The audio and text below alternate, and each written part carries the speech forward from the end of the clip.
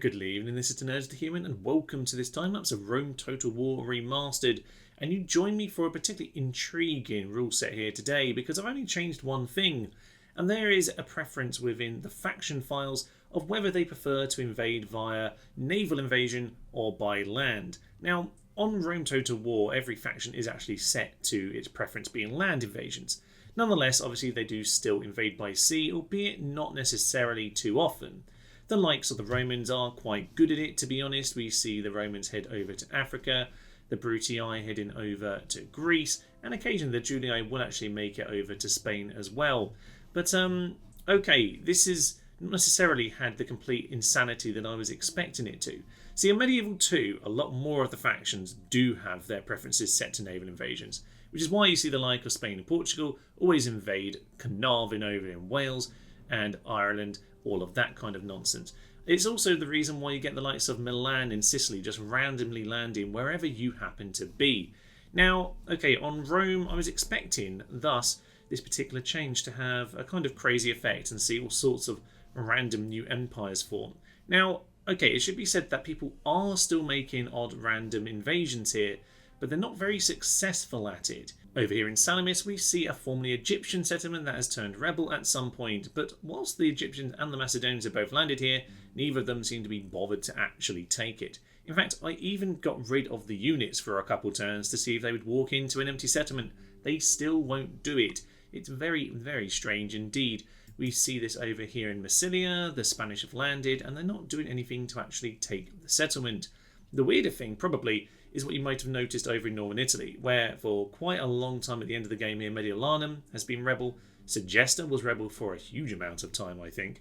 Ariminum likewise, they seem to, half ignore rebel settlements right next to them on this particular campaign. No one seems to be pushing at all. You can see we're actually at 15 BC here, and really, apart from the Seleucids, and, well, maybe the Gauls, but they've only really taken over rebel settlements. No one's really done any empire building at all. It's as if, because I've set them to naval invasions, they've tried small-scale invasions, not really succeeded at them because obviously, the home territories of our factions are normally fairly strongly defended, and they're just finding they're not able to push anywhere. The Seleucids, by the way, who are obviously pink on this particular occasion, I did reset their colour just a little bit to differentiate them from the rebels because on Rome Remastered, these outer borders don't have the colour definition that they had on the original Rome. I kind of think, well, this map is actually very nice, and you can get lots and lots of excellent information on here. It is quite pretty, but the lack of definition can make it a bit awkward to read some of the factions when they're right next to each other. Pontus and Armenia, for example. Someone did say in the comments last time about Seleucids and the rebels, so I changed it up. I think this colour change worked quite nicely, actually, and their little pink tones are quite fun. I do think the peasants, actually, in the cities always used to be pink, so I thought that was a suitable colour for them. But yes, these naval invasions seem to have happened quite a few times where no one bothered to actually follow it up. Same's happened over here in Cyrene. Indeed, Cyrene, I think, had Egyptians, Thracians. Tons of people landed and never bothered to take it. Apart from Numidia eventually, but that took them an awful long time. They did take over Parma for a while, so fair shouts to Numidia who did try, but in general, all we seem to have seen from setting everyone to naval invasions is they seem to send too small of a force abroad and then can't conquer anything. And because they keep trying to send them over by sea and not by land, they end up, not having enough force to actually conquer anything. You can see here Pontus are alive at the end, by the way. They're just sitting over here on Rhodes with one of their random but actually successful naval invasions. It's been a very strange thing indeed. Now, okay, so we certainly did see that they were invading more. It just wasn't very successful. The Brutii actually landed on Crete in 266 and succeeded in 262 BC. So that was quite early. So we're certainly seeing that they are invading more, but the AI doesn't really know how to do it successfully, as it turns out. And the fact that the map, even at this point of the game, hasn't got any real empires of note is very, very strange indeed. If we swing back over to the Seleucids for a minute, it's probably well worth noting that these guys here have, for all three of my Rome Remastered time lapses, done very well. They've been one of the best factions, if not the best faction. They're probably currently winning at this point, I would suggest. But yeah, no one really gets the victory here today. It's pretty much a victory for the original settings of the game, to be honest. Nonetheless, I do find it intriguing that once again the Slayers do very, very well compared to other factions. The Brutii got themselves a bit stuck this time. They normally are one who have done pretty well. Spain, once again, doing a pretty solid job on the remaster, albeit not really doing a huge expansion on this particular occasion. But to be honest, these 8 settlements is better than most factions.